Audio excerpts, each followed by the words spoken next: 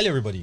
So this is quite interesting, right? In 2021, the United Nations and a bunch of countries actually met.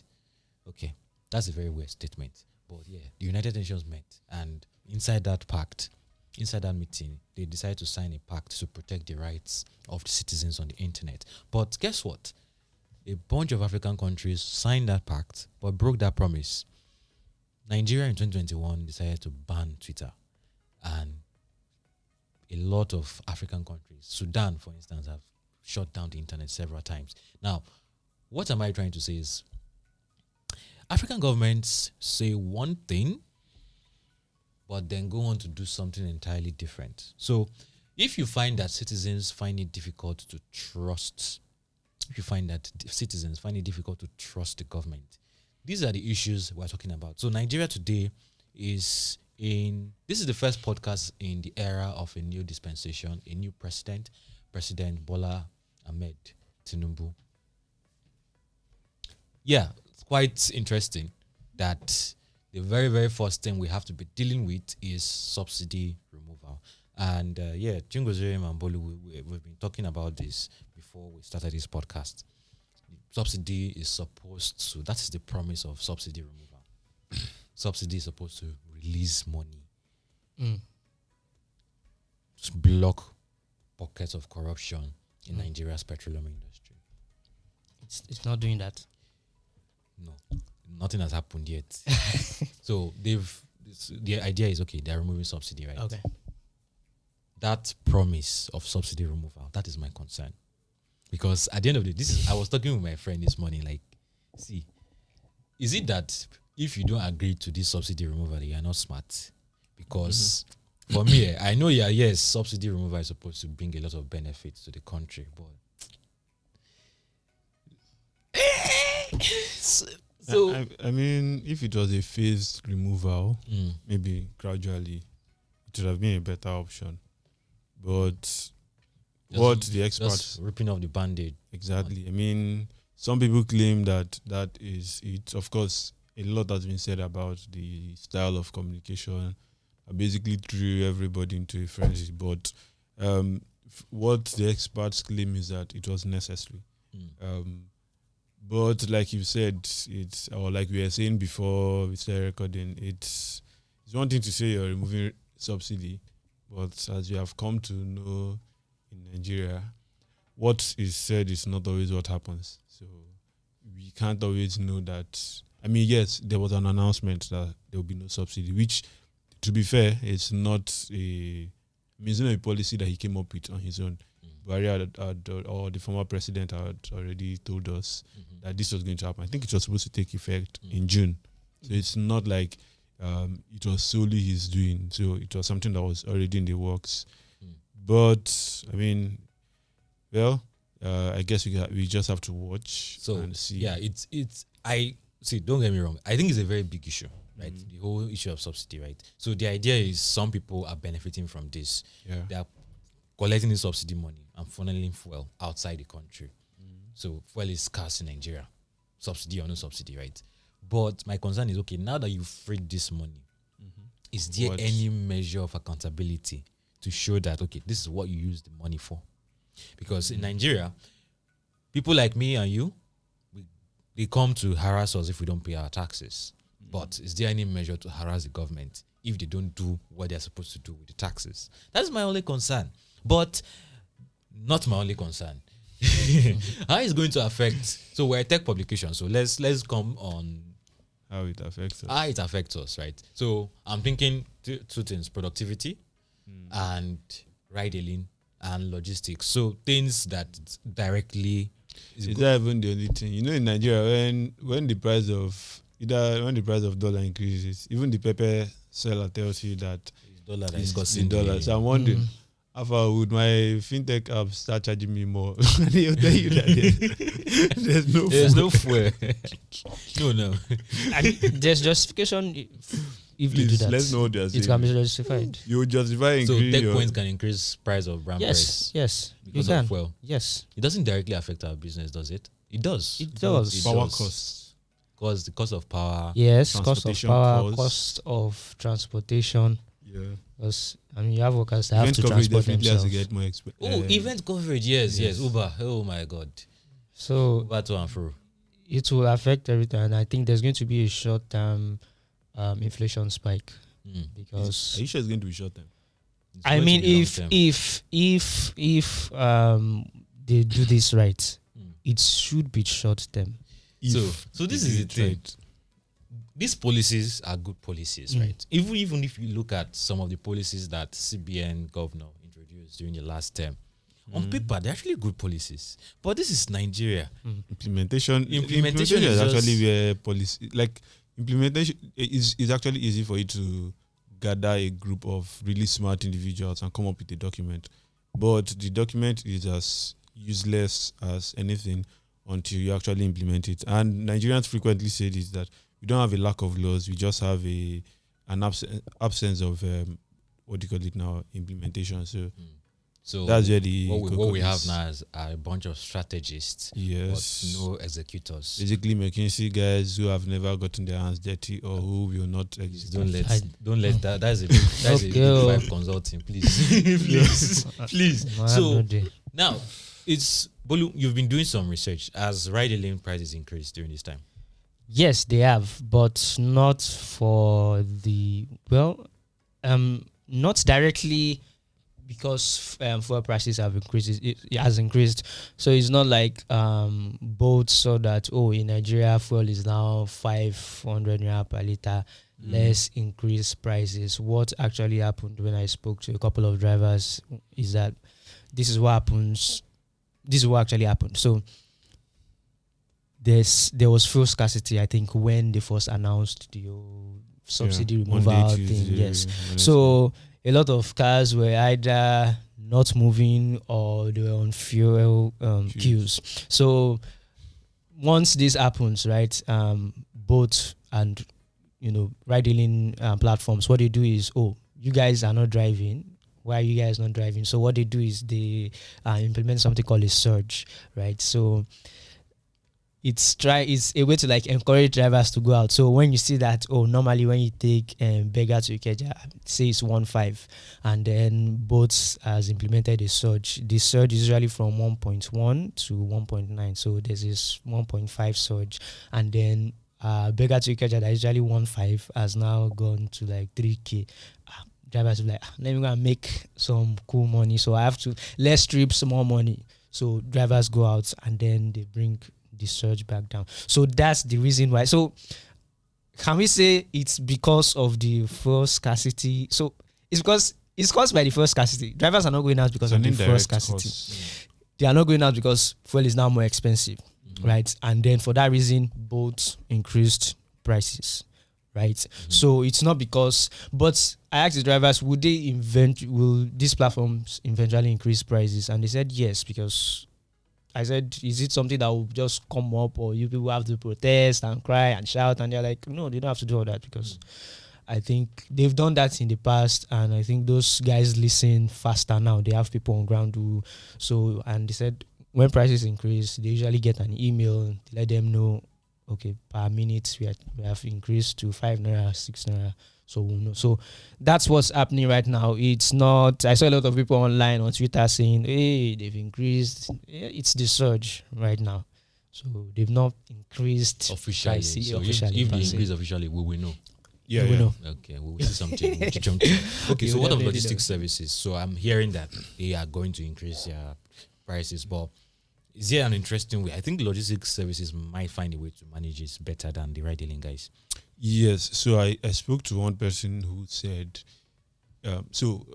yes, she runs a business that kind of depends on the logistics or on a delivery guy, and what she had to do is restrict the areas. So before now, the problem was you can't even get the fuel, or you have to stay on long queues. So she had to restrict the areas that she was delivering to. So maybe very, very close, so that you don't get stranded on the road. Yeah. But she's also saying that there has been she has slightly increased her prices, but it's too early to tell if customers, because one of the things I was asking was, so how, let's say Uber increases their price, customers say, oh, this is too much, can we actually pay it? and then Uber has now maybe there's this back and forth. You won't have it with Uber, but with a small business that does this, if I discover that the cost of delivery goes from 1.5 to maybe 3,000, I'm going to ask you why. And it could be delivering fridge. Yeah, exactly. Like why is it this expensive? And we know that Nigerians are very price sensitive people. So it's something that the big guys may not really face it a lot because let's think about it. If I'm Uber and I increase your price, who do you want to complain to? How many emails do you want to how many emails do you want to send? But if I'm a business that maybe I sell food and you say you can't use me, immediately you cancel the order and you go, right? And then I probably don't even have a very large customer base. So over time, it multiplies, and then these guys, I don't know, it's too early to say, but right now you can see that the cost of delivery is higher. And you are saying that may be easier. I mean, if they were using, if they were using bicycles, they may be able to get around so Jumia food uses bicycles. Yes, but that now means they will have to do. Yeah, I've seen a few. I think even Glovo does. A few. So problem now is they have to be. It has to be hyper. You can't do island to. I just got an idea. Oh, you want to start a business? No, not even a business. Not a business idea, but don't even talk about it. I don't want to let the cat out of the bag. But you can't do island to mainland for deliveries anymore. So it means it's going to be super hyper local, and they may have to do some reconfigurations on the back end to make it easier. Something else I'm now thinking about is we've been hearing about electric vehicles or maybe electric bikes. Could this be something that accelerates their use just in that space? That hyperlocal, because I'm not sure.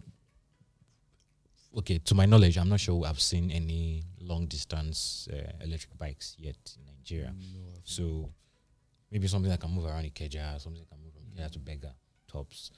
Maybe you might have some that might move like as far as Ibadan, but they're quite expensive, very expensive. So yeah, it's actually not a bad idea, but let's move away from the subsidy and ride-hailing stuff. I'm sure there are a lot of issues to flog over there.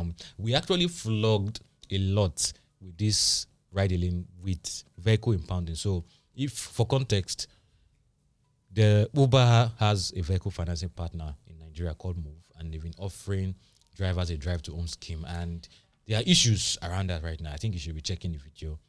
Should be somewhere where my hand is on me. So yeah, that's for that. But let's move to Patricia. Patricia. Okay, so if you want to know what Patricia is, there's this video, a very, very viral video that some of you even might not know it's a Techpoint video, but it's actually a Techpoint video. Techpoint did that interview with Anu Fejiro of Patricia, the CEO of Patricia. But now we're hearing that Patricia was breached and they lost a lot of money. So I want to say $2 million, but your face is looking like money is more than that. All right. So let me just say the story. And Patricia was, Patricia announced they sent emails to users. They also posted on Twitter that they were breached and withdrawals will be held for some time. You won't be able to withdraw for some time because of the security breach, so that they can trace things. Once there's a breach, once money goes out, you'll be able to trace, okay, this went here, this went there, so that before it spreads, so they are freezing withdrawals till they are able to do that. And yeah, we're able to get some insider gist. Yeah, that's the surface story. We're able to get some insider gist that they're actually able to narrow down the syndicate group that.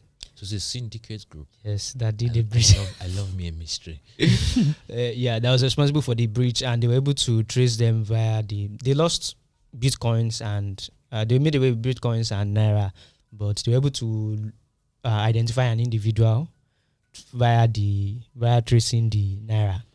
And they said, since they found one person, it's only a matter of time before they find the other people, everybody else.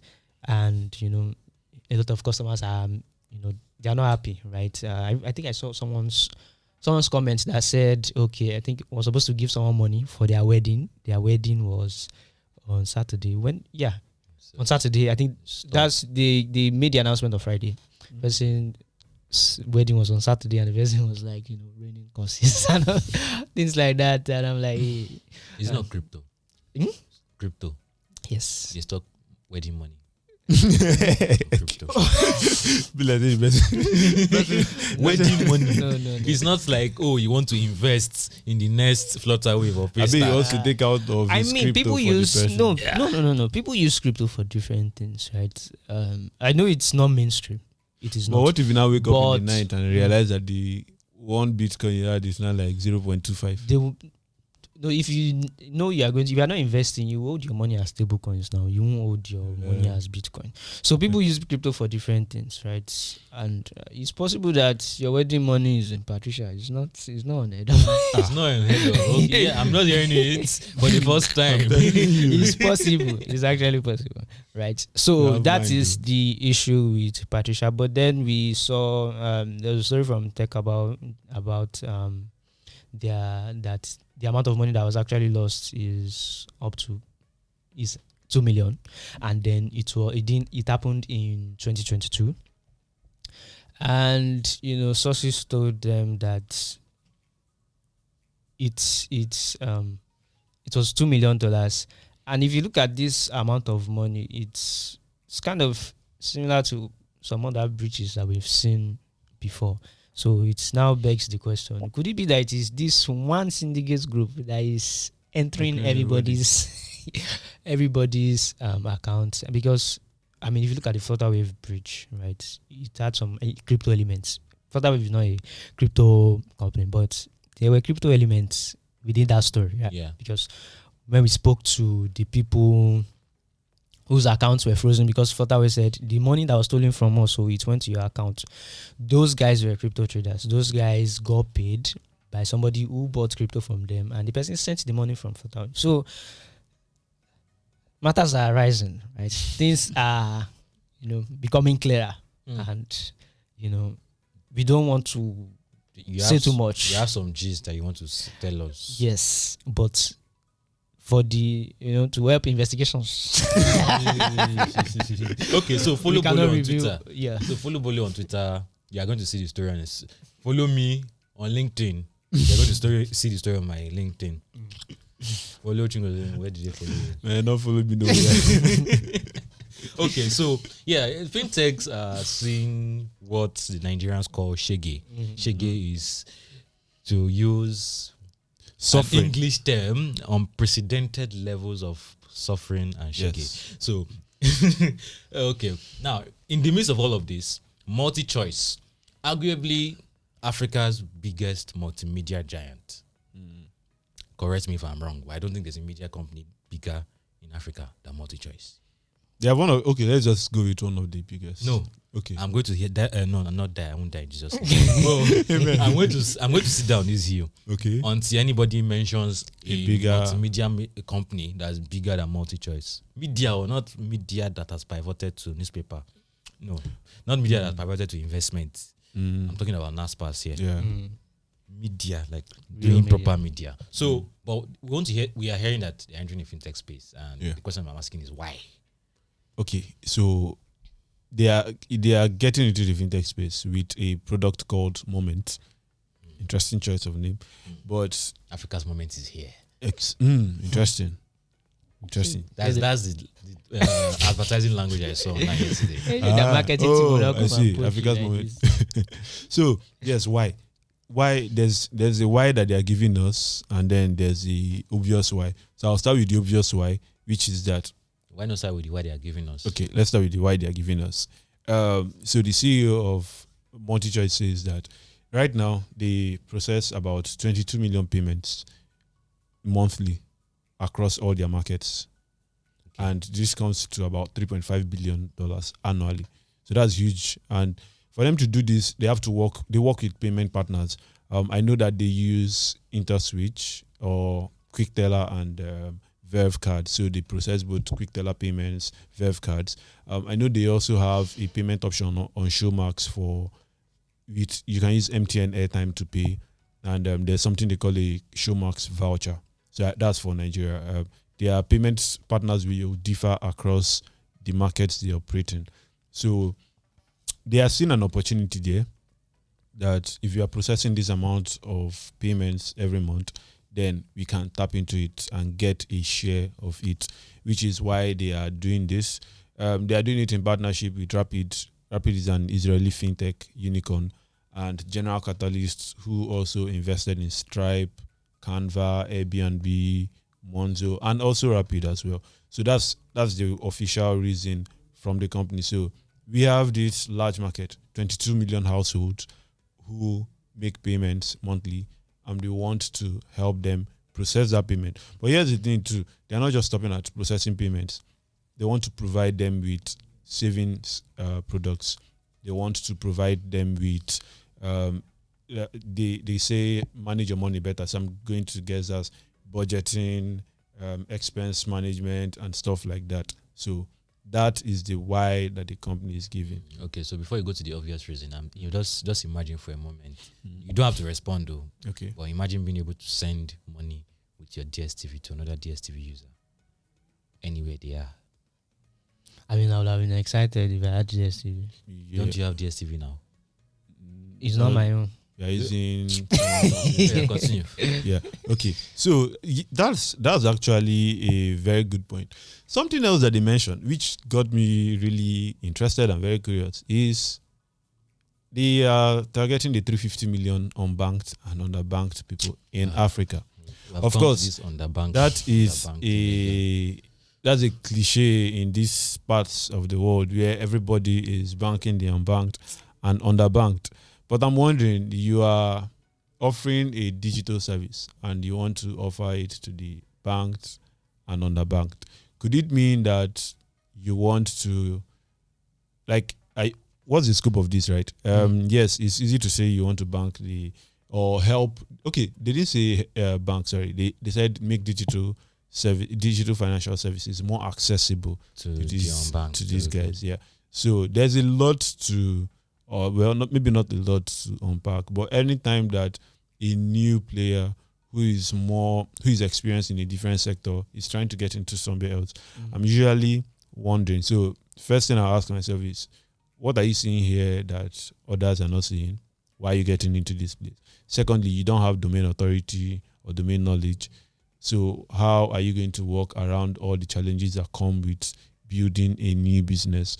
The other thing would be that this comes with different challenges. So the MultiChoice Group has had certain challenges with either subscriber numbers dwindling.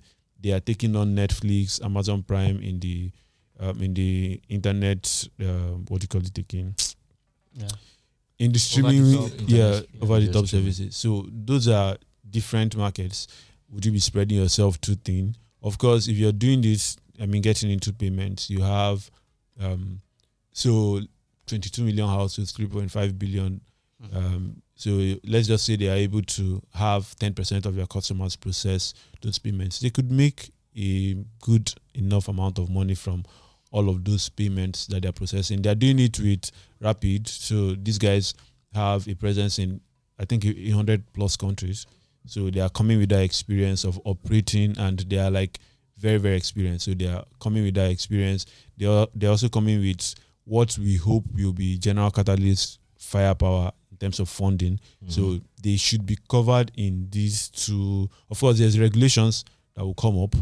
You're operating, because it's one thing to offer entertainment services in several countries. It's another thing for you to now offer financial services in all these other countries. Different regulations apply in different places. So how they are going to pull that off, I think off the top of my head now, right now they have a solid foundation to start with. But I'm still not too convinced about their prospects. Yeah, because I do not really care about the payment provider that I use. For example, if I go to your website and you tell me pay with Paystack or pay with Flutterwave, I just go with the person that I've used a lot more, right? So you will, if you offer me a third option, except these other two guys are not working, how do I switch to you? So are you going to eliminate the other options that users typically have, and maybe offer one or two payment options. Okay. I hear you. They could actually make. I just want to. I don't have the facts, but I think their banking the unbanked thing could work. Yeah, they could actually do it. DSTV. Yes. Okay. So I don't have the numbers when it comes to their users that live. So let's say in rural areas. Okay. So because those people, right, when they pay, they really don't mind walking to a DSTV. They have them around, right? All those DSTV offices with their cash, they pay, they write their number inside. Even in advanced communities, some people do that, right? So they might actually be onto something. They come and they tell them, oh, instead of you carrying this cash around, we have this new platform where we can just onboard you. You already know this. It's just for you to take some additional information, right? This also depends on the country where you are. And so, yes, since it's as if they already have like an agency banking network already. Not it's this so. kind of. Can they even rival anyone in any of the countries? No, they can't. But I think that's a good place to start. It's a good starting point. There's also something else I discovered, that a significant amount of people in developing economies, they have access to digital financial services, but they make majority of their payments in cash. So there was this 2017 study where they tried to see if they could make Ugandan farmers use mobile money. It worked. They could use mobile money. It was cheaper, but it wasn't cheaper. So cash. No, they didn't mind paying with mobile money. But the problem was that they were limited use cases. So it's one thing for me to say, oh, okay, fine, I can pay with mobile money or with a bank transfer. It's another thing for me to find someone who is willing to accept it. Okay. So something we saw with the cash, you were willing to do it, but you go to the market and the person is telling you, I'm not taking transfers. Yeah. So now you have to do a lot of re-education and people have been doing this for years and they are still struggling. So it's why, while I see the potential, I also don't see the potential. So maybe they would be able to crack it. I mean, you never can tell. But I was listening to MoneyPoint CEO this morning, and he said, well, you need to work hard, but you also need time and chance to be in your favor if it's going to work. So maybe time and chance will be in their favor. All right. No problem. Good luck to MultiChoice and Moment. But I'm even thinking about this differently. All these things people are saying, I'm thinking about it differently. Please share. I'm not going to share anything. But me, I'm not interested in MultiChoice. I'm interested in Rapid. Okay. That is what I'm going to say. I'm more interested in Rapid than I'm interested in MultiChoice, because we are thinking MultiChoice is using Rapid, but I think Rapid is using MultiChoice. That is my theory. So yeah, let's leave it like that. Let's leave it like that. So yeah, guys, thank you for joining the podcast, and we hope you enjoyed the interesting stories we talked about here today. Yes, I'm calling it interesting. So let us know if you find that label correct. But yeah, we talked about subsidy. Let us know what you think. How has it affected you? Has it increased your Uber prices or your boat prices? And we also talked about Patricia Bridge. If you've been affected, let us know. And if you have any tips to share of what's going on there, you can always email Bolu at Techpoint Africa. And MultiChoice moments. Yes, MultiChoice is big multimedia giants. They've become really, really big. But yeah, let me know what else you might be thinking. Maybe I might not be seeing what their game is up to yet. I don't see it yet. Chingozen says he sees the potential, and he also doesn't see the potential. But yeah, farewell to him. And the video for Lagos Startup Expo, that video encapsulates everything the Lagos Startup Expo was about. It shows how we defied the odds to make that event happen. Like, I don't think any event like that has happened in the West African market or Sub-Saharan Africa. You guys in a tech space. Yeah, tech space. An event in the startup or tech space has happened like that. So yeah, watch that video. We'll be linking to it. And don't forget to subscribe to our newsletters. Fintech Today. where you're going to be seeing more of MultiChoice moments, and you're going to be talking with Nifemi to explore the future of work, how this whole subsidy thing, you guys start pushing agenda for remote work or something. Yeah. So, okay, guys. So thank you for joining us today. Don't forget to like, share, subscribe. And if you're watching us, if you are listening to us on any of our channels, you know where to find us. Bolu. Yes, you can always find us on Google Podcast, Apple Podcasts, Spotify, Heart Radio, and anywhere else you get your podcast. All right, people. Bye-bye. All right.